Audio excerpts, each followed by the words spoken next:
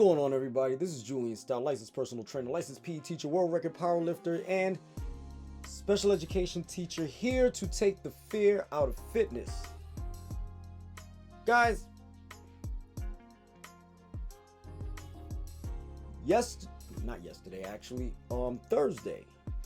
Thursday, the United States Supreme Court struck down affirmative action and for colleges. And I know y'all are wondering, Julien, why are you bringing this up during a fitness YouTube channel, right? And a lot of the times people would like to seem to think that the things that I bring up don't have any relation or wants to know where the relation is. But this conversation but this conversation is for Black people. And not only is this conversation for Black people, but those who love Black people. And if you're listening and you're not Black, I want you to fade into the background a little bit and let me have this one-on-one on, 42 million conversation. Affirmative action has been struck down for colleges, and if you seem to believe that that is where it's going to end, I got news for you. It's not going to end there. Where is it going to end? I don't know, to be honest with you. But what I can tell you is, from a fitness and health and wellness standpoint, it's going to land in this arena. It's already in the arena, but it's going to go woefully ignored, because I've had conversations with people who, in all fairness to them, they are strongly in the belief that everybody has choices, right? And the choices that you decide to have, whether you're white, Black, Hispanic, Asian, Pacific Islander, Native, the choices that you make are the things that put you in the position that you are in life. I believe that there's truth to that. I'm not going to pretend like there isn't. But I grew up in a place where self-esteem is low. I grew up in a place where self-esteem was low even for me. But I don't know, I can't tell you the internal makeup of who I am that made me fight and resist against it, but I resisted against it. Some people would say it's by choice. I say it's by genetics. I would say that my genetics played a role in that, because there are things in my life that I can't explain that my attitude is like. When people tell me that my attitude matches people who I did not live around, people who I was never around on a long-term basis, people who I've been around, but I never was around them long enough to observe them in a capacity to which where I got information from their demeanor. And the more I talked to people who knew these people, the more eerie it seems that I myself have that stuff. It's in me, all right? I come from a family of fighters, per se. Not necessarily fisticuffs, but people who are emotionally and mentally not necessarily stable, but sturdier than most, in the sense that when adversity hits us, we don't just pack up our tent and go home. We keep fighting. So, with that being said, I know people who were told one thing, were treated a certain way, was used and abused, mistreated, disrespected in ways where they chose to take their ball and go home, where any normal human being would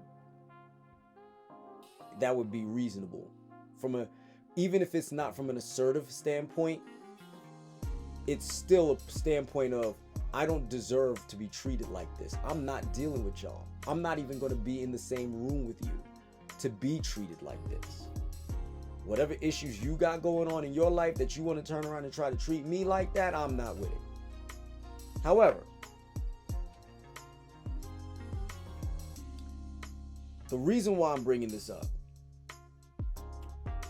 for my brothers and sisters in the Black community is because if you think that affirmative action stops at college, you're wrong. Julien, get to the point. The point is your health, your wellness, your food, and your ability to acquire food that will be healthy for you is going to be as daunting as it's always been, because you're not going to be able to argue from a diversity standpoint that you don't get to eat healthy because these foods aren't available to you in your neighborhood.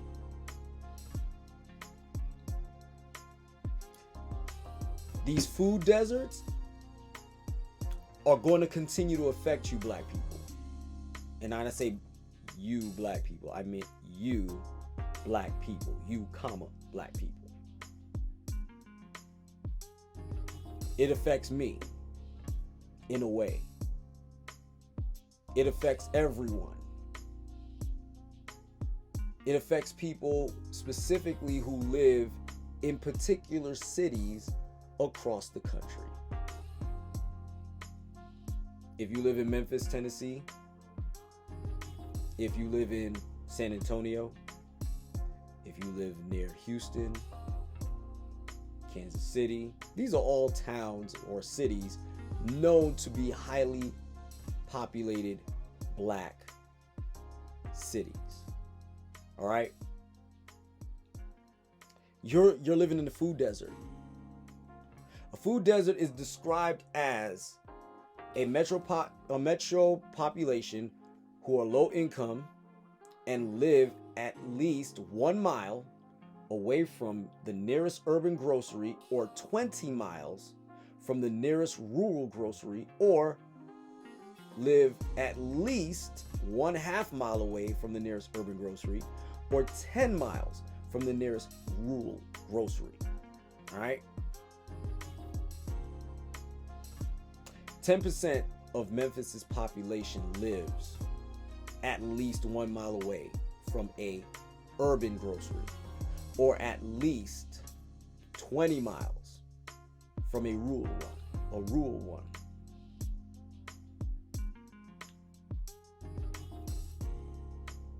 If you even shrink it further down to 1/2 mile or 10 miles rural, 30% of Memphis lives in this situation. Now, a lot of you might think that there's white people that live in Memphis, there's white people that live in San Antonio, there's white people that live in Jacksonville. But here's the deal.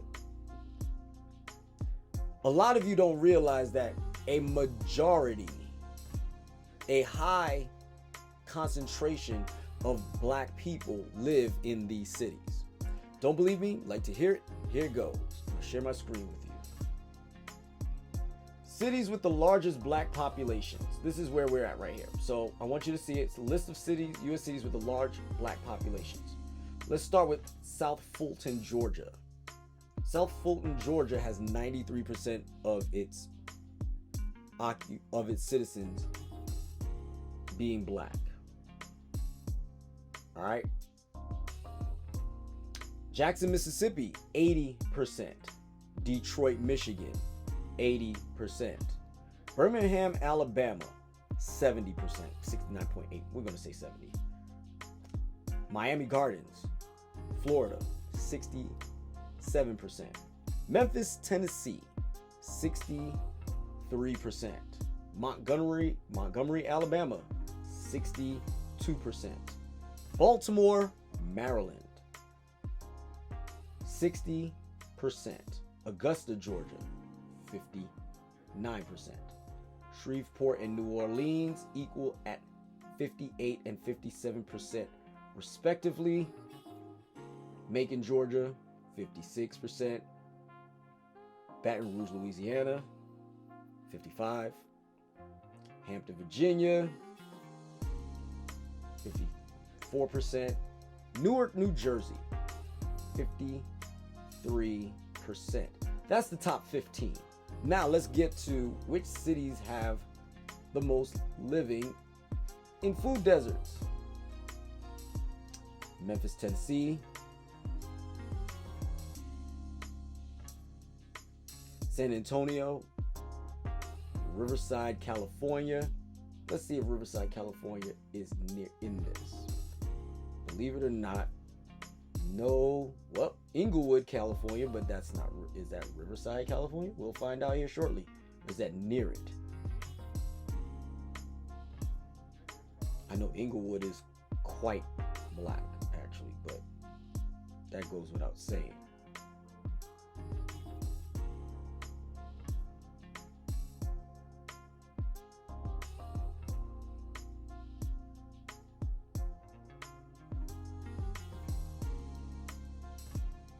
I don't see anyone but Inglewood on here. So let's go ahead and look this up. Shall we? I'm going to go ahead and look this up.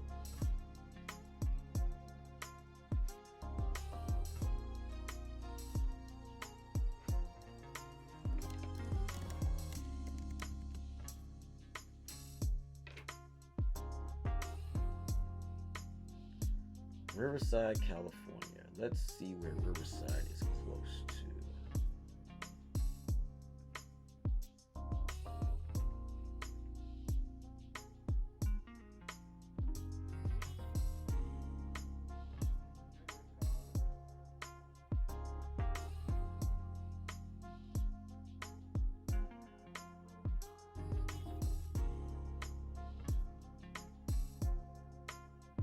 Nowhere near Inglewood, actually.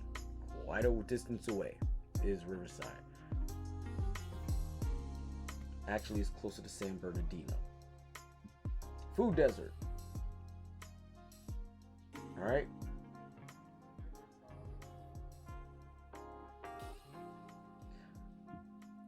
Indianapolis, Virginia Beach, New Orleans, Orlando. Is Orlando on that list?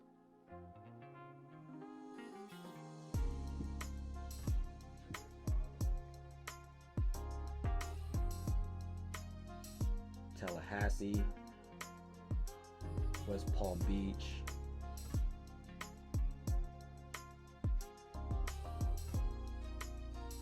Jacksonville,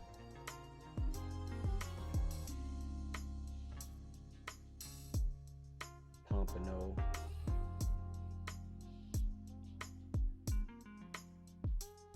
Miramar. I don't see Orlando on here. Okay. Oklahoma City. I know a high population of black people live there. May not be the largest, but I know a high population does live there.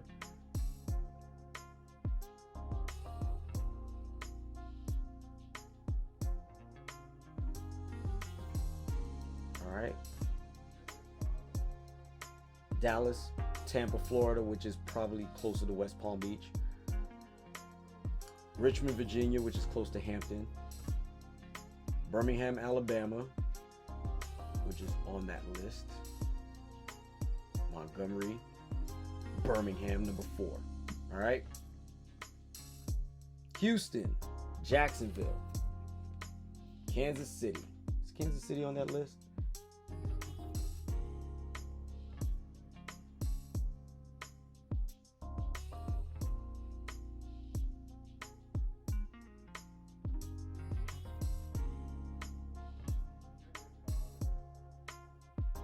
St. Louis, Missouri is. But Kansas City is not. At least not for what I can see here.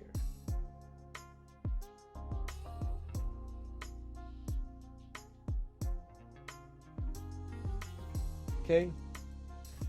However, as you can see, many of the cities that are highly black populated cities are in food deserts. But we want to talk about affirmative action in the sense that everything is equal, or everything should be equal, or it's about the choices that we make. But who's in charge of who owns the businesses primarily? Let's look that up, because I don't want to make assertions, so let's look it up. Percentage of race in ownership of businesses.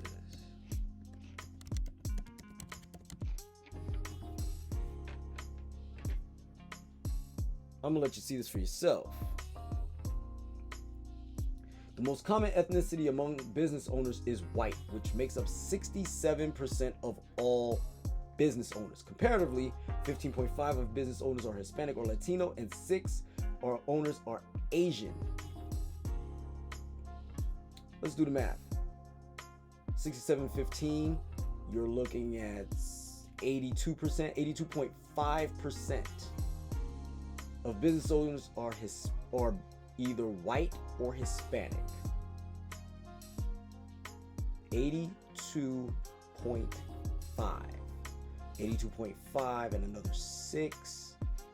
You got 88.9. So 89% of all businesses are owned by Hispanics, Asians, and whites. What percentage of businesses are owned by blacks? Let's take a look. The percentage of U.S. businesses with black owners did not change from 2019 to 2020. According to the latest available data, 2019, 2.4% of U.S. businesses had black owners. The black population remained steady in this period from 12.8 in 2019 to 12.6 in 2020.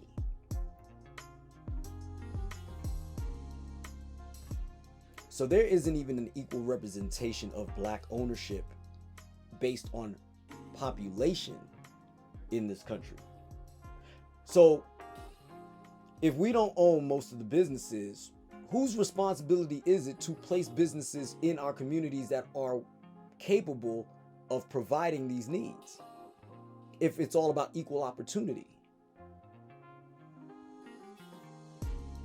The point I'm trying to make here is this. Black people, you have a choice to make. What is the choice that you're going to make from now on? Now that things are not equally represented in this country for any of us.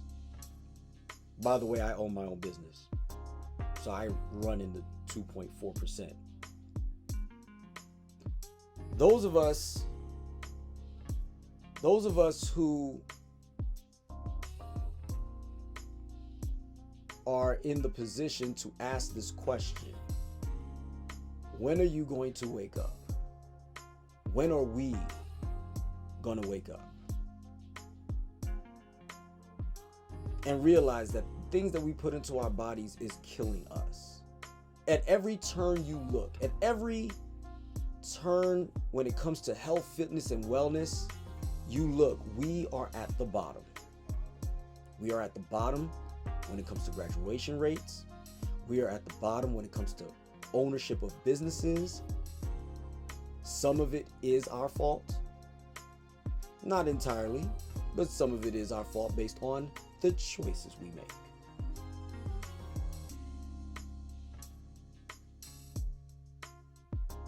Some of us are not willing to sacrifice in order to support these businesses.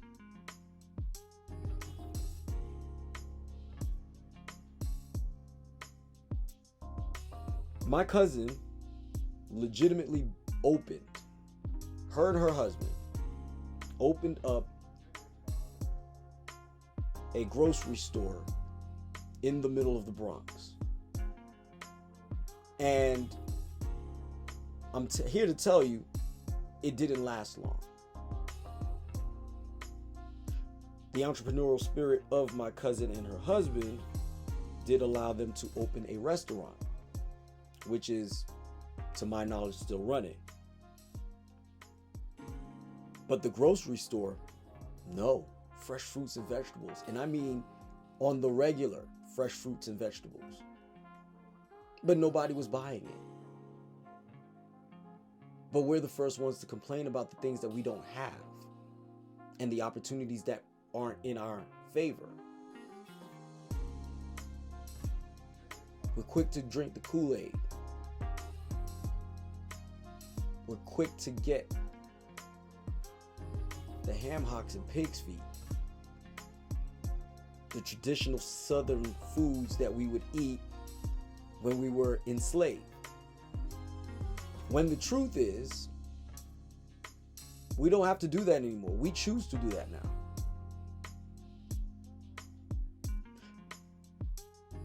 As a black man, I constantly tell my family, tell my friends who happen to be black, if they are eating poorly, save their poor eating for holidays and Thanksgiving in particular. If you want to celebrate your heritage, everybody should be celebrating their heritage on Thanksgiving. Whether you're Asian, black, white, Hispanic, Native, you should be celebrating it on those days, on that particular day. The problem is that we're not willing to give it up. The problem is that we're not willing to let go. And the problem also is that we are not taking the fight seriously. It is time for us to wake up and realize that this is the time where we have to make the decision to change ourselves, because the environment is changing against us.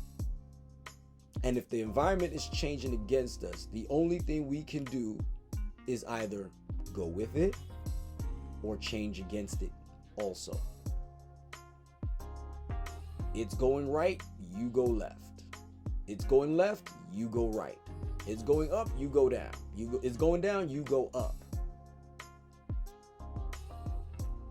And I don't mean it in the sense of do the complete opposite of what is being pushed, what you're being pushed to do. I mean, go in the complete opposite of what they expect you to do.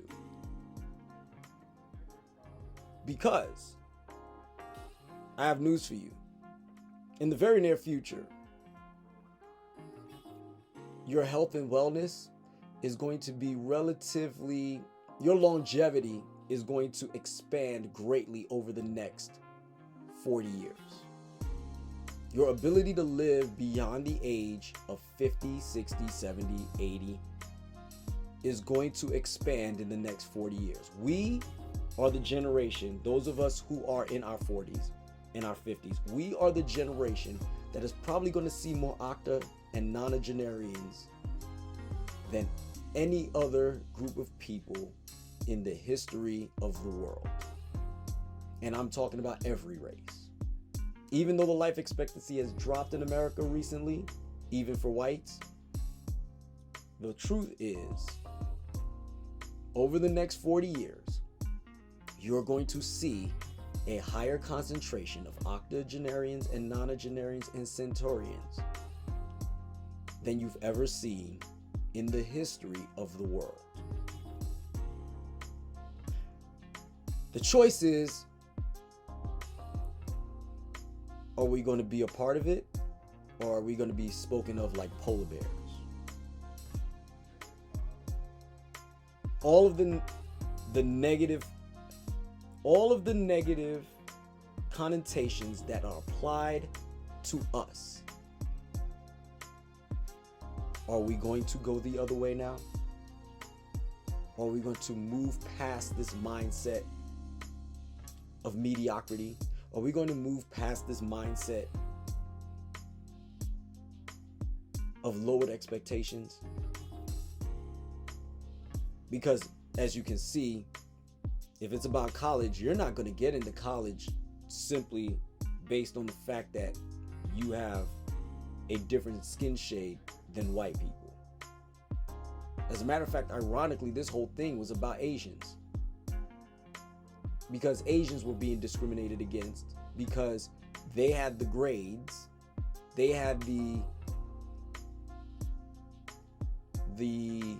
knowledge base based on what they wanted to go to school for, and they were being denied because they were Asian, because there's only but so many Asians in this country, and they wanted the diversity to reflect what the country looks like. So basically, they weren't allowed to go to particular universities based on their merits.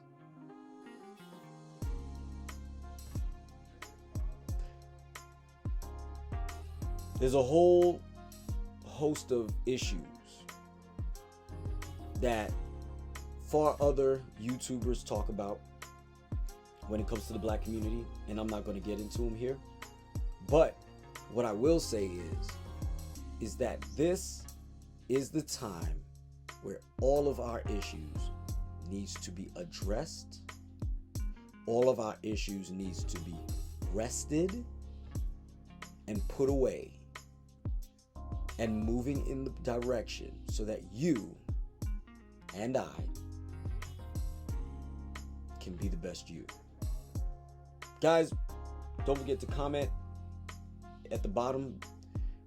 I want to hear your thoughts on this. Go ahead and click the subscribe button and click the all notifications so that way you can have access to every video that I post when I post it. I sincerely hope that this conversation that I'm having with you is being taken very seriously, because I cannot imagine what's coming down the hill if we don't change. Have a nice day. And as always, be the best you.